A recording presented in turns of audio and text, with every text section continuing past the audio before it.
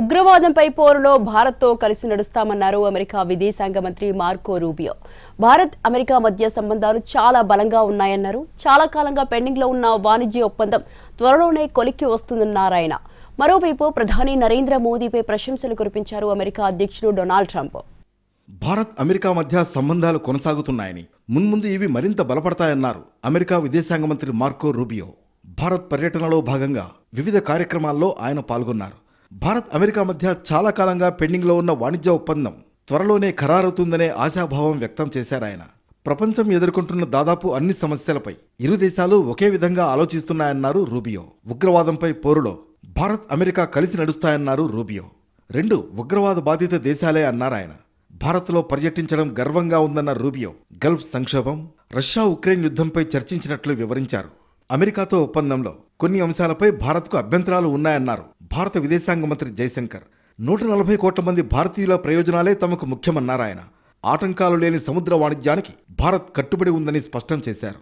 రూబియోతో జరిగిన సమావేశంలో గల్ఫ్ సంక్షోభంతో పాటు తూర్పు ఆసియా పరిస్థితులపైన చర్చించినట్లు వివరించారు. ఇంధన రంగంలో ఇరు దేశాలు పరస్పరం సహకరించుకుంటున్నట్లు తెలిపారు జైశంకర్.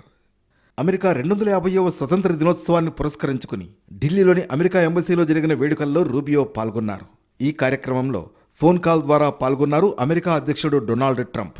ఈ సందర్భంగా ప్రధాని నరేంద్ర మోడీపై ప్రశంసల వర్షం కురిపించారాయన. నరేంద్ర మోడీ అంటే తనకు చాలా ఇష్టమని, ఆయన తనకు మంచి మిత్రుడన్నారు. మోడీ చాలా గ్రేట్ అన్నారు ట్రంప్. భారత్ తమను 100% నమ్మొచ్చన్నారు ట్రంప్. భారత్ ఏమడిగినా ఇస్తామన్నారు ట్రంప్. మరోవైపు అమెరికాలో భారతీయులపై వివక్ష గురించి స్పందిస్తూ ప్రతి దేశంలో మూర్ఖులు ఉంటారన్నారు రూబియో. అయితే వాటిని తాము తీవ్రంగా పరిగణిస్తామన్నారు. అమెరికా సమాజాన్ని, ఆర్థిక వ్యవస్థను తీర్చిదిద్దడంలో భారతీయుల కృషి చాలా ఉందన్నారు. అమెరికా ఆర్థిక వ్యవస్థకు $20 బిలియన్ వరకు భారతీయులు సమకూర్చారన్నారు. భవిష్యత్తులో ఈ సంఖ్య మరింత పెరుగుతుందన్నారు. గ్రీన్ కార్డులకు దరఖాస్తుల ప్రక్రియలో మార్పుల వెనుక భారత్ సంతతిని ఇబ్బంది పెట్టాలనే ఆలోచన తమకు లేదన్నారు రూబియో.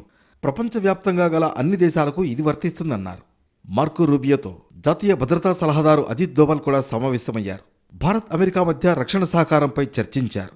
మొత్తానికి భారత్ను అమెరికా వ్యూహాత్మక భాగస్వామిగా భావిస్తుందన్న విషయం రూబియో పర్యటన ద్వారా స్పష్టమైంది.